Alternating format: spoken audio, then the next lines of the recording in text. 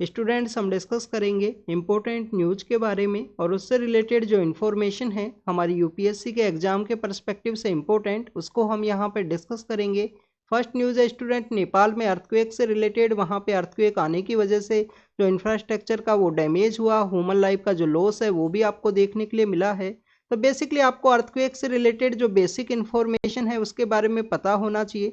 जो plate tectonic theory है या जो प्लेट फोल्ड का जो सिचुएशन है वो क्रिएट होने की वजह से आपको जो कंटिन्यूस अर्थक्वेक है वो देखने के लिए मिलता है इंडियन हिमालयन रीजन के अंदर में, क्योंकि इंडियन प्लेट है वो जो कंटिन्यूस यहाँ पे पुश करने की वजह से, यूरेशियन प्लेट की वजह से आप देखें कि इंडियन प्लेट एक्टिव होने का एक मेन रीजन है यहाँ पे इंडियन हिमालयन रीजन्स के अंदर में कंटिन्यूस जो अर्थक्वेक आपको देखने के लिए मिलता है।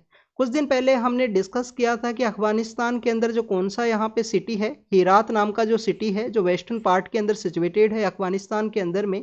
तो आप देखिए कि हीरात के अंदर भी जो अर्थक्वेक है वो देखने के लिए मिला था, उसके भी बिहाइंड में जो प्लेट टेक्टोनिक थ्योरी है, जो प्लेट्स के अंदर जो फॉल्ट क्रिएट होता है वही एक मेन रीजन है यहाँ पे कंटिन्यूस अर्थक्वेक आने की वजह से।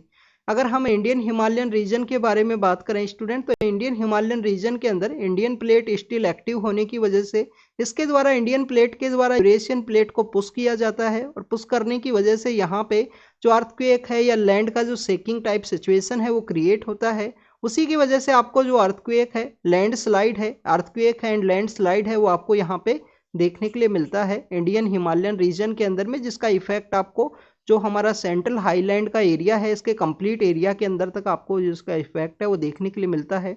हो सकता है कि जो इंटेंसिटी है वो यहाँ पे रिड्यूस हो अगर आप एपी सेंटर से जो डिस्टेंस है उसको यहाँ पे ट्रेवल करोगे डिस्टेंस को, तो आपको जो इंटेंसिटी है वो कम देखने के लिए मिलेगा। तो this is all the information is related to the Nepal का जो अर्थक्वेक है उसके बारे में। यहाँ पे आपके लिए एक बेसिकली जोग्राफिक मैपिंग का एक क्वेश्चन है। जोग्राफी के मैपिंग का क्वेश्चन ये है आपके लिए, आपको यहाँ पे जो न्यू दिल्ली है, न्यू दिल्ली के जो बेसिकली लोकेशन है, जो जोग्राफिकल लोकेशन है उसके पर्सपेक्टिव से जो नेपाल का जो कैपिटल है काठमांडू, काठमांडू को आपको यहाँ पे कंपेयर करना है। काठमांडू है, थिम्पू है, इसके अलावा आप देखिए कि जो ढाका है, तो कौन सा ऐसा जो एरिया है जो बेसिकली नॉर्दर्न एरिया के अंदर सिचुएटेड है। ऐसा एक क्वेश्चन पूछा गया था रिसेंटली यूपीएससी के द्वारा जो कंडक्टेड एग्जाम है, एनडीए के एग्जाम के अंदर एक क्वेश्चन पूछा गया था।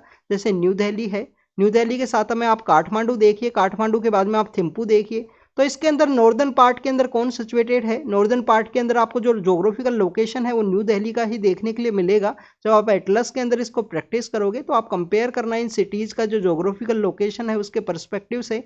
नेक्स्ट अगर हम बात करें स्टूडेंट्स, यहाँ पे प्रधानमंत्री जो गरीब कल्याण योजना है हमारी गवर्नमेंट के द्वारा कोविड-19 के समय जो हमारे पुअर पर्सनस हैं, कोविड-19 के समय में उनको यहाँ पे जो रिलीफ है वो प्रोवाइड करने के रिगार्डिंग में जो फ्री राशन है वो दिया गया था। जो फ्री राशन है वो गवर्नमेंट के द्वारा दिया गया था कोविड-19 के समय। जो पुअर पर्सनस हैं उनको हेल्प यहाँ पे प्रोवाइड करने की रिगार्डिंग में आप देखिए कि जो राशन है वो यहाँ पे कैसे प्रोवाइड किया गया।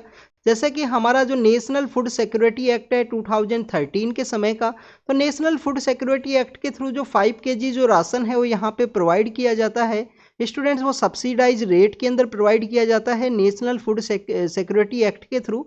वहाँ पे कुछ प्राइस है वो फिक्स है 1 kg का, बेसिकली जो आपको 2 रुपी या 3 रुपी है वो पे करना होता है। तो that is all the part of national food security act. उसी के एडिशन के अंदर में under the national food security act के जो बेनिफिशरीज हैं उन्हीं को यहाँ पे 5 kg जो राशन है, चाहे वो वीट हो या राइस हो, वो यहाँ पे प्रोवाइड किया गया एडिशनल फ्री यहाँ पे under the national food security act. तो यहाँ पे जो गरीब कल्याण पैकेज है जो गवर्नमेंट के द्वारा कोविड-19 के समय लॉन्च किया गया था, उसको लेटर फेज में प्रधानमंत्री जो गरीब कल्याण योजना है वो एग्जिस्टेंस के अंदर में आती है और उसके थ्रू ये जो राशन है वो प्रोवाइड किया गया अंडर द गरीब कल्याण पैकेज के अंडर में। अगर हम यहाँ पे नोडल मिनिस्ट्री के बारे में बात करें तो आपको बेसिक इन्फॉर्मेशन यहाँ पे पता होना चाहिए कि जो मिनिस्ट्री ऑफ फाइनेंस है, जो मिनिस्ट्री ऑफ फाइनेंस है वो बेसिकली यहाँ पे नोडल मिनिस्ट्री है रिगार्डिंग द प्रधानमंत्री गरीब कल्याण योजना या गरीब कल्याण पैकेज के रिगार्डिंग में। इसके अंडर में देखिए कि one nation one ration card का जो कॉन्सेप्ट है, one nation one ration card का जो कॉन्सेप्ट है हमारी गवर्नमेंट के द्वारा प्रमोट किया गया था। उनके जो बेनिफिशरीज हैं उनको भी यहाँ पे कैलकुलेट किया गया है। One nation one ration card यहाँ पे एग्जिस्टेंस के अंदर में क्यों आया है स्टूडेंट्स? आप देखिए कि हमारे यहाँ पे कुछ स्टेट्स हैं जिसके अंदर में ईस्टर्न पार्ट ऑफ इंडिया के जो स्टेट्स हैं, बिहार है, उत्तर प्रदेश है, वेस्ट बंगाल है, झारखंड और उड़ीसा है। आप देखिए कि यहाँ के काफ़ी सारे जो पर्सन्स हैं, इवन राजस्थान है, मध्य प्रदेश है, इनके जो काफ़ी सारे ऐसे पर्सन्स हैं जो माइग्रेट करते हैं दूसरे स्टेट्स के अंदर में, और ये लेबर सेक्शन से ये पर्सन्स बिलोंग किया करते हैं। तो इनको क्यों ना जो बेनिफिट है जो गवर्नमेंट के द्वारा जो भी यहाँ पे फ्री राशन है या जो भी इनिशिएटिव्स इनको प्रोवाइड किए जाते हैं, उनको दूसरे स्टेट के अंदर भी मिल सकें। तो आपके लिए यहाँ पे भी एक होमवर्क है। होमवर्क ये है कि बेसिकली आपको, अगर आप सपोज कीजिए आप गुजरात से बिलोंग करते हो, गुजरात के अंदर जो मेहसाणा डिस्ट्रिक्ट है, मेहसाणा डिस्ट्रिक्ट से आप बिलोंग करते हो और आप माइग्रेट करते हो सूरत के अंदर में, आप माइग्रेट करते हो सूरत के अंदर में, तो आपको यहाँ पे कौन सा ऐसा पोर्टल है जिसके थ्रू आपको यहाँ पे जो राशन है वो यहाँ पे देखने के लिए मिलेगा? क्या अन्नपूर्णा पोर्टल के थ्रू आपको देखने के लिए मिलता है? क्या अगर आप इंट्रा स्टेट अगर आप माइग्रेशन करते हो, इंट्रा स्टेट माइग्रेशन के समय में कौन सा आपको जो पोर्टल है जिसके थ्रू यहाँ पे जो बेनिफिट है गवर्नमेंट का वो आपको रिसीव होगा, गवर्नमेंट का जो भी इनिशिएटिव्स है उसके अंडर में। और आप सपोज कीजिए गुजरात से आप बिलोंग करते हो और आप माइग्रेट करते हो यहाँ पे आंध्र प्रदेश के रिगार्डिंग में, तो इंटर स्टेट जो माइग्रेशन है उसके अंदर में जो बेनिफिट है वो कौन से पोर्टल के थ्रू आपको प्राप्त होगा? One nation one ration card के अंदर दो अलग अलग पोर्टल्स हैं वो बनाए गए थे इसी के रिगार्डिंग में। आप देखिए कि one nation one ration card के रिगार्डिंग में एक पैनल है वो भी कॉन्स्टिट्यूट हुआ था। पैनल का नाम आपको पता होना चाहिए, प्रथा मुखोपाध्याय नाम का एक पैनल है, प्रथा मुखोपाध्याय नाम का पैनल है। उसी की रिकमेंडेशन के ऊपर में one nation one ration card के अंदर में अलग अलग जो यहाँ पे जो प्लेटफॉर्म्स हैं उनको बनाया गया, इंटर स्टेट और इंट्रा स्टेट का जो माइग्रेशन का प्रॉब्लम्स है उनको डील करने के रिगार्डिंग में।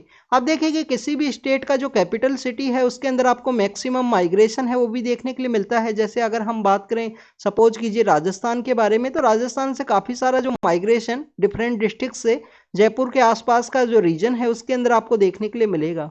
नेक्स्ट अगर हम बात करें स्टूडेंट्स एयर क्वालिटी के बारे में, तो यहाँ पे एयर क्वालिटी को डिस्कस किया गया है कि हमारे नॉर्दर्न पार्ट ऑफ इंडिया के अंदर जो एयर क्वालिटीज़ हैं वो यहाँ पे कंटिन्यूस डिक्लाइनिंग सिचुएशन के अंदर है। हमने काफ़ी सारे जो इनिशिएटिव्स हैं उनके बारे में भी रीड किया है पिछले कुछ दिनों में। जैसे कि आप देखिए कि एयर क्वालिटी इंडेक्स के अंदर में जो 8 पोल्यूटेंट है उनको यहाँ पे मेजर किया जाता है, उसी के बेसिस पे किसी भी सिटी का जो एयर क्वालिटी है उसको बताया जाता है।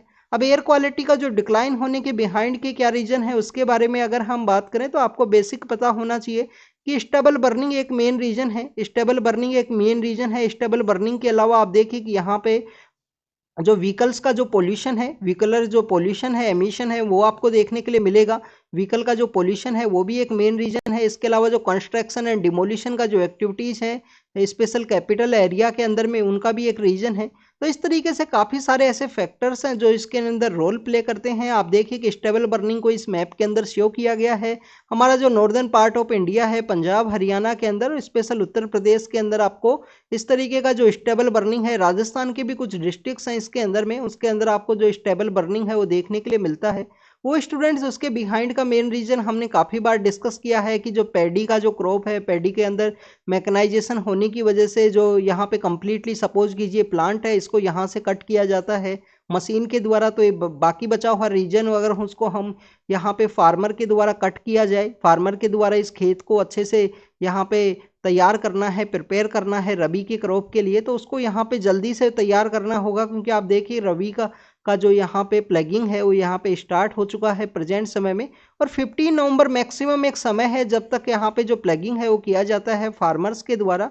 तो 15 नवंबर से पहले प्रिपेयर करने के रिगार्डिंग में, जल्दी से प्रिपेयर करने के रिगार्डिंग में स्टेबल बर्निंग है वो यहाँ पे कैरी आउट किया जाता है। नेक्स्ट अगर हम बात करें विशाखापट्टनम जो स्टील प्लांट है उसके बारे में डिस्कस किया गया है।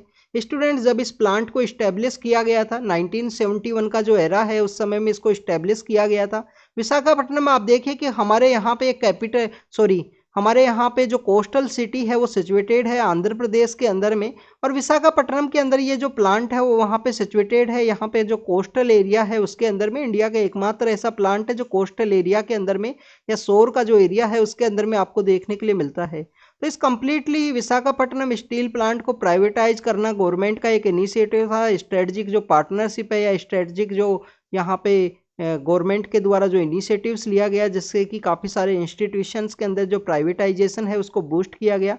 स्ट्रेटजिक डिसइन्वेस्टमेंट एक गवर्नमेंट का इनिशिएटिव है। डिसइन्वेस्टमेंट के अंदर में गवर्नमेंट के द्वारा काफ़ी सारे ऐसे जो अलग अलग टाइप के जो पीएसयूज हैं उनको यहाँ पे प्राइवेटाइज किया गया है। आप देखिए कि हमारे यहाँ पे जब एलपीजी रिफॉर्म्स आए, एलपीजी रिफॉर्म्स के समय से ही आपको कंटिन्यूस जो प्राइवेटाइजेशन है वो देखने के लिए मिलता है। तो आप देखिए कि इस विशाखापट्टनम स्टील प्लांट के अंदर वहाँ के जो वर्कर्स हैं उनके द्वारा कंटिन्यूस यहाँ पे जो प्रोटेस्ट है वो किया गया है।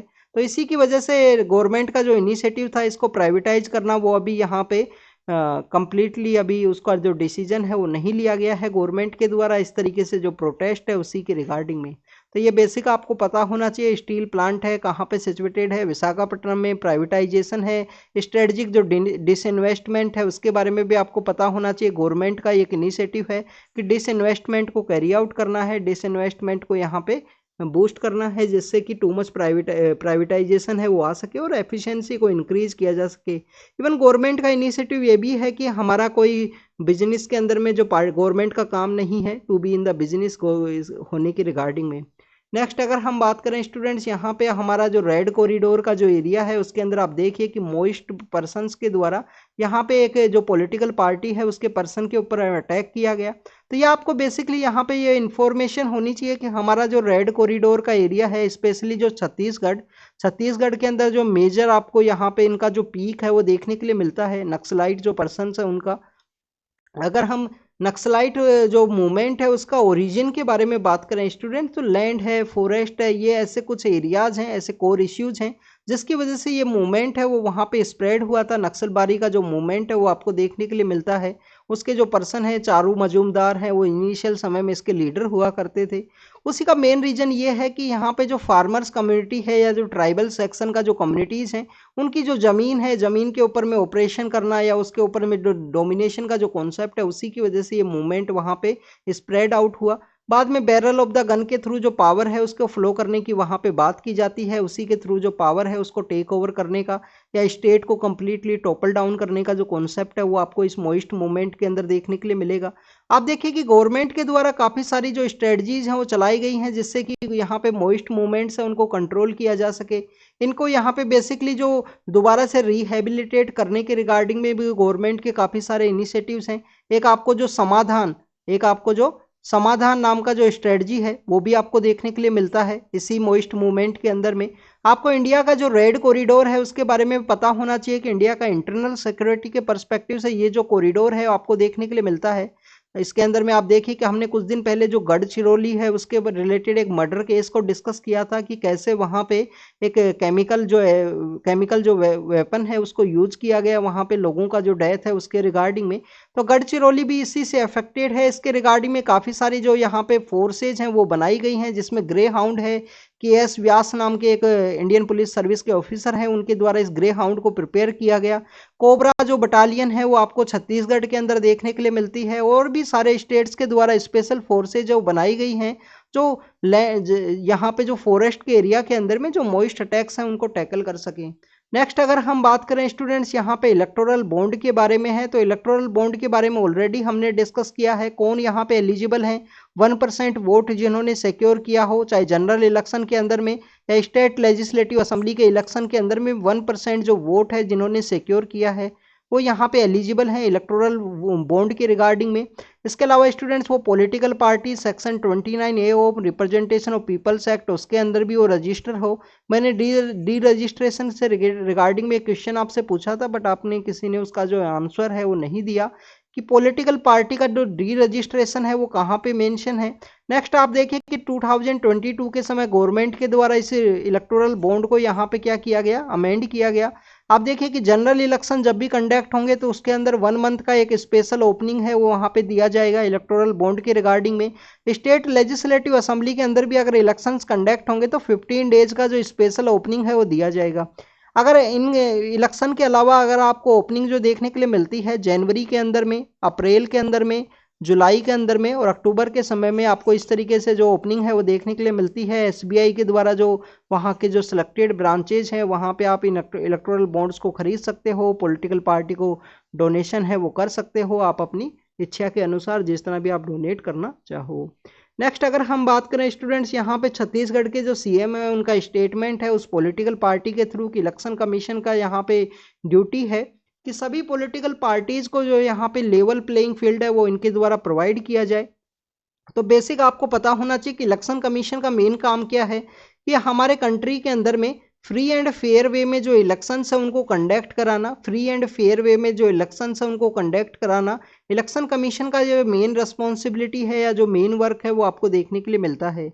उसके रिगार्डिंग में आप देखिए कि इलेक्शन कमीशन के द्वारा जो मॉडल कोड ऑफ कंडक्ट है उसको स्ट्रिक्टली यहाँ पे इम्प्लीमेंट किया जाता है, बट उसका कोई भी लीगल बैकिंग है वो इलेक्शन कमीशन के पास ना अवेलेबल होने की वजह से।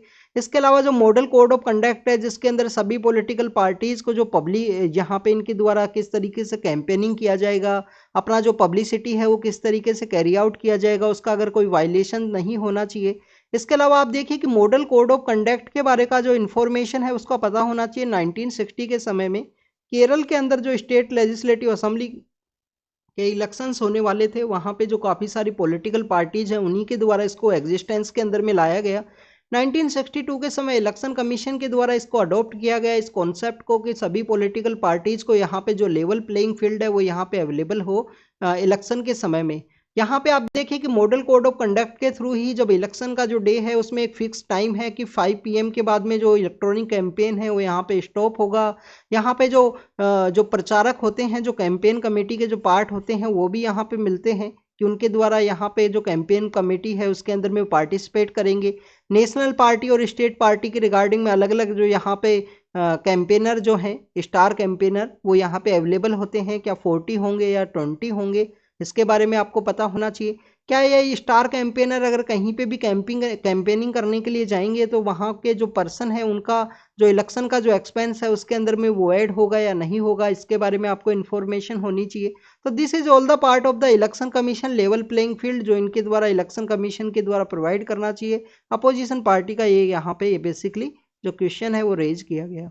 नेक्स्ट अगर हम बात करें स्टूडेंट, काफ़ी सारे ऐसे लॉयर्स हैं उनके द्वारा कुछ ऐसी जो पब्लिक इंटरेस्ट लिटिगेशन से जो फाइल की जाती हैं जिसका मेन मोटिव यही है कि उनके द्वारा कुछ पब्लिसिटी स्टंट के रूप में उनको यूज किया जाए, अपना जो नेम है उसको यहाँ पे नेम को बनाने की रिगार्डिंग में या लोगों को उनका जो नाम है वो पता लगे। तो आप देखिए कि सुप्रीम कोर्ट के द्वारा ऐसे काफ़ी सारी जो PILs हैं उनको रिजेक्ट किया गया, इवन जो फाइन है वो भी लगाया गया है ऐसे जो एडवोकेट्स हैं उनके अगेंस्ट में। क्योंकि आप देखिए कि ऐसी जो PILs है वो बेसिकली जो जुडिशरी है उसका जो टाइम है उसका वेस्ट करने के रिगार्डिंग में है। इसके अंदर में आपको जो PIL कॉन्सेप्ट है उसके बारे में पता होना चाहिए। हमारे एक इम्पोर्टेंट पर्सन है PN भगवती, PN भगवती हैं। PN भगवती हमारे जस्टिस हुआ करते थे, उनके द्वारा ये जो कॉन्सेप्ट है वो यहाँ पे कैरी आउट किया गया था कि जो PIL है वो एग्जिस्टेंस के अंदर में आना चाहिए। पब्लिक इंटरेस्ट लिटिगेशन के परस्पेक्टिव से जो यहाँ पे PIL है वो फाइल की जा सकती है, पेटिशन फाइल की जा सकती है। नेक्स्ट अगर हम बात करें स्टूडेंट्स, रेलवे एंड डिफेंस का जो ट्रेड यूनियंस है उनके स्ट्राइक के रिगार्डिंग में है। आपको बेसिक इन्फॉर्मेशन यहाँ पे होनी चाहिए कि राइट टू स्ट्राइक, क्या आपका जो राइट है स्ट्राइक करने का, राइट टू स्ट्राइक क्या आपका यहाँ पे फंडामेंटल राइट का पार्ट है, क्या आपका ये आर्टिकल 19 के अंडर में जो फंडामेंटल राइट है, आपका जो मूल अधिकार है उसका पार्ट है क्या स्ट्राइक करना, ये आपको पता होना चाहिए। बेसिकली ये जो स्ट्राइक यहाँ पे होने वाली है 1974 के समय ऐसा हुआ था जब इंदिरा गांधी का गवर्नमेंट पावर के अंदर हुआ करता था। आप देखिए कि उसके काफ़ी जो 50 ईयर्स के बाद में ऐसा कोई स्ट्राइक है वो यहाँ पे होने वाला है जो रेलवे एंड डिफेंस का जो ट्रेड यूनियंस है उनके द्वारा किया जाएगा। उसके बिहाइंड में जो ओल्ड पेंशन स्कीम है, ओल्ड पेंशन स्कीम है वो एक मेन रीजन है। इनका यहाँ पे जो ट्रेड यूनियंस है उनका यहाँ पे डिमांड है कि हमको जो ओल्ड पेंशन स्कीम है उसको इम्प्लीमेंट किया जाए। आप देखिए कि राजस्थान स्टेट के द्वारा ओल्ड पेंशन स्कीम है जिसको इम्प्लीमेंट करने की बात की गई। उसके बाद में जितने भी अपोजिशन स्टेट के जो अपोजिशन के स्टेट्स हैं उनके अंदर में ये जो डिमांड है वो देखने के लिए मिलती है। जैसे कि आप देखिए बिहार के अंदर जो सेंसस है, कास्ट सेंसस, वो आपको देखने के लिए मिला। उसके बाद में जो इंडिया ग्रुप बना है, अलायंस बना है, इन सभी का जो डिमांड है आपको कास्ट सेंसस का है वो देखने के लिए मिलेगा।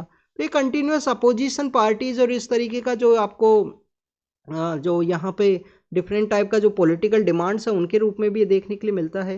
तो राइट टू स्ट्राइक हमारा फंडामेंटल राइट है या नहीं है, इसके बारे में आपको पता होना चाहिए।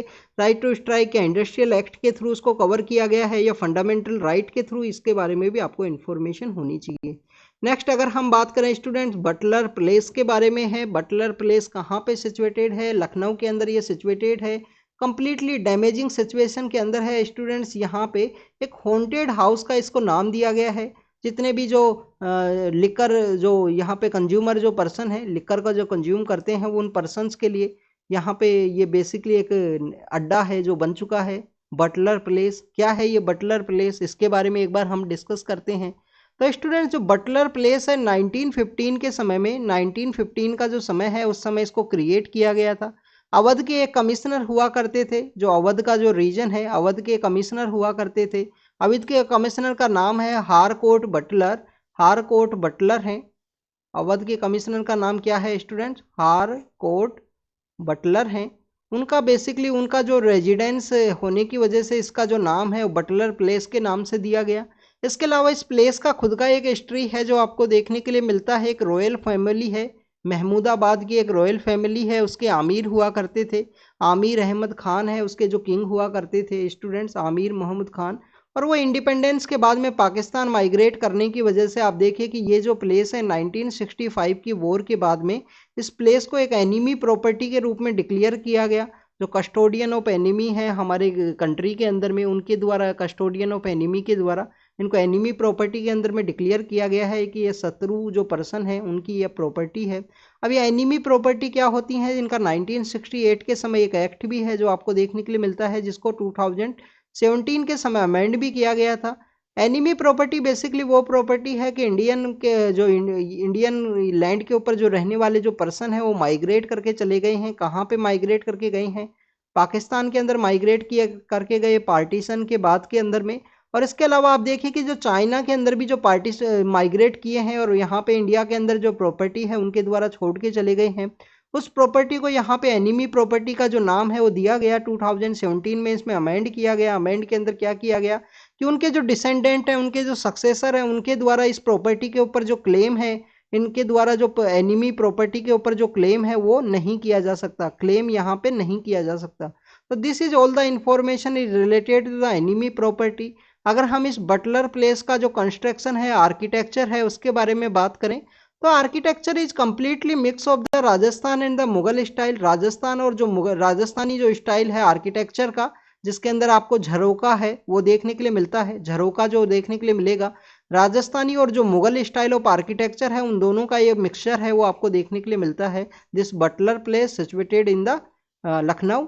इसके अलावा अगर हम बात करें एनिमी प्रॉपर्टीज़ के बारे में, तो इंडिया के अंदर जो एनिमी प्रॉपर्टीज़ हैं वो मैक्सिमम आपको उत्तर प्रदेश के अंदर देखने के लिए मिलती हैं। Means maximum person Uttar Pradesh से माइग्रेट किए गए थे।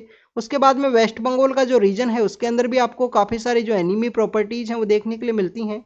और विद इन द दिल्ली भी काफ़ी सारी जो संख्या है यहाँ पे जो एनिमी प्रॉपर्टीज़ हैं उनके जो संख्या है वो आपको देखने के लिए मिलती है।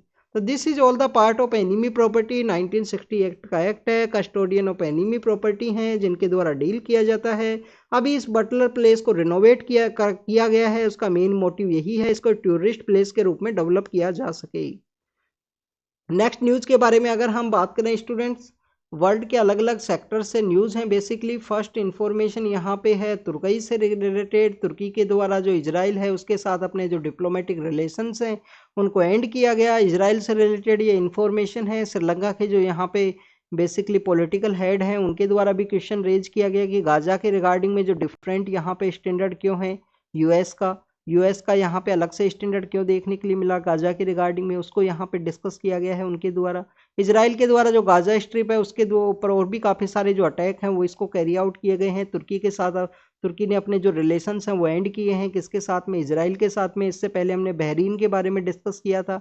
आप देखिए कि अखबार जो पाकिस्तान से काफ़ी सारे जो माइग्रेट पर्सन हैं, काफ़ी सारे पाकिस्तान से काफ़ी सारे जो माइग्रेट पर्सन हैं वो कहाँ पे गए हैं? अफगानिस्तान के अंदर में।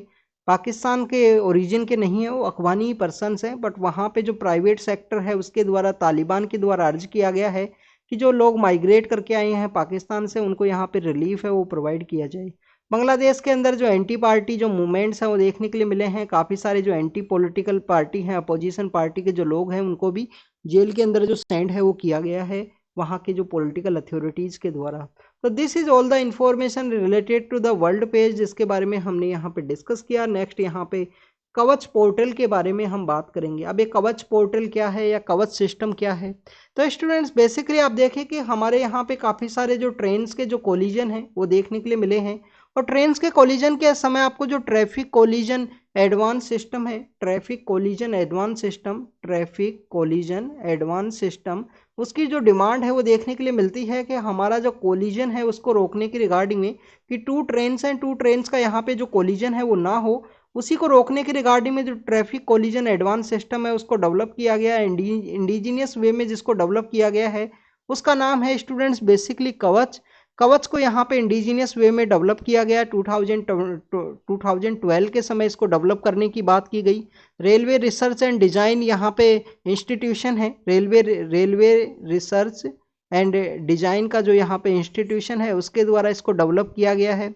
ऑटोमेटिकली ये बेसिकली जो ब्रेक्स हैं उनको अप्लाइड करने का जो कोशिश है इसके द्वारा किया जाएगा। आरएफआईडी जो टेक्नोलॉजी है, आरएफआईडी जो टेक्नोलॉजी है उसके ऊपर में ये वर्क करता है। रेडियो फ्रिक्वेंसी के थ्रू जो लोको पायलट होंगे यहाँ पे रेल के, उनको ऑटोमेटिकली जो मैसेज है वो सेंड किया जाएगा। अगर उसके बाद में भी यहाँ पे जो ट्रेन का जो स्पीड है 50 किलोमीटर पर आवर यहाँ पे स्पीड अगर नहीं होता है तो उसके बाद में आप देखिए उसके बाद में यहाँ पे जो ऑटोमेटिकली जो ब्रेक्स हैं वो अप्लाइड होंगे। किसके ऊपर अप्लाइड होंगे? ट्रेन के ऊपर अप्लाइड होंगे।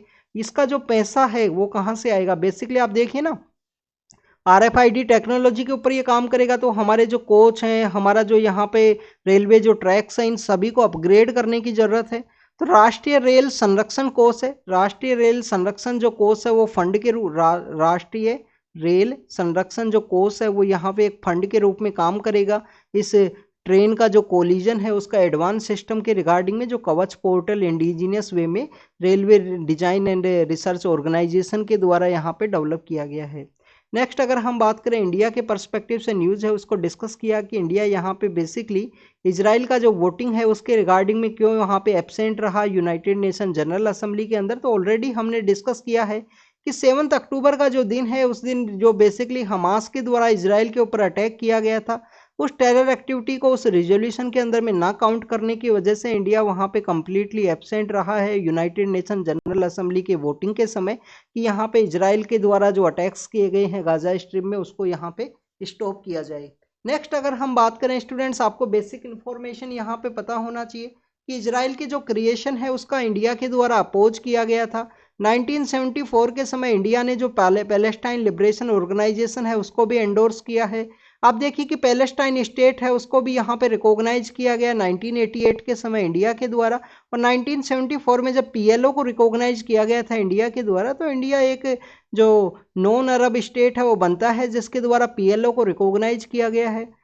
पैलेस्टाइन के रिगार्डिंग में जो वॉइस है इंडिया के द्वारा समय समय पे रेज की गई है, समय समय पे अलग अलग प्लेटफॉर्म्स के अंदर, चाहे उसको यूनेस्को के अंदर में नॉन स्टेट के रूप में ऐड करने की बात हो, उसका फ्लैग है जो यूनाइटेड नेशन का जो इंस्टीट्यूशन है उसके अंदर में उसका फ्लैग को इंस्टॉलेशन की बात हो, किसका फ्लैग? पैलेस्टाइन का जो फ्लैग है उसके रिगार्डिंग में। और इंडिया के द्वारा जो 2 स्टेट सॉल्यूशन है उसको भी अडॉप्ट किया गया था। तो 2017 के अंदर में डी हाइपेनेशन ऑफ 2 स्टेट जो पॉलिसी है वो आपको देखने के लिए मिलती है। नेक्स्ट अगर हम बात करें स्टूडेंट, तमिलनाडु के अंदर एक डिस्ट्रिक्ट है करूर नाम का जो डिस्ट्रिक्ट है, कुरूर नाम का जो डिस्ट्रिक्ट है उसके अंदर में वहाँ पे जो ग्रास है, ग्रास का अगर हम बात करें स्टूडेंट, कराई पाई के नाम से इस ग्रास को हम जानते हैं। कावेरी का जो डेल्टा, कावेरी का जो यहाँ पे कोर्स है उसी के आसपास में जो ग्रास है ये डेवलप होती है।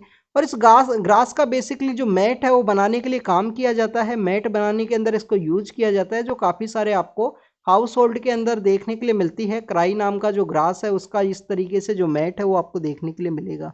तो करूर डिस्ट्रिक्ट है तमिलनाडु के अंदर, उसके अंदर ये जो ग्रास है उसको यहाँ पे हाउस होल्ड के अंदर यूज किया जाता है। This is all the information is mention on the last page of the Hindu. Sunday का जो न्यूज़पेपर है द हिंदू का, उसके अंदर मेंशन किया जाता है इस तरीके से फोटोग्राफी के रूप में। जैसे कि हमने एलिफेंट का जो कैंप है उसके बारे में देखा जहाँ पे विस्पर ऑफ एलिफेंट नाम का जो डॉक्यूमेंट्री है उसको वहाँ पे डॉक्यूमेंट किया गया था जिसको ऑस्कर प्राइज भी मिला है। पोरबंदर के बारे में भी हमने डिस्कस किया था। तो ऐसे हमें अलग अलग ये जो एरियाज़ का जो फोटोज़ हैं उसको एक्सप्लेन किया जाता है। तो मैट का जो प्रोसेस है ग्रास के थ्रू में जो कावेरी का जो यहाँ पे कावेरी का जो कोर्स है उसके आसपास के रीजन में क्रिएट होती है, हाउस होल्ड के अंदर इसको यूज किया जाता है। तो this is all the information is related to the today newspaper. उसके बारे में आप रीड कीजिए, रिवाइज कीजिए, और बार बार इनको रीड रिवाइज करोगे तो आपको हेल्प मिलेगी। नोट डाउन भी करना इन्फॉर्मेशन जो भी आपको सही लगी हो। तो thank you students, thank you very much.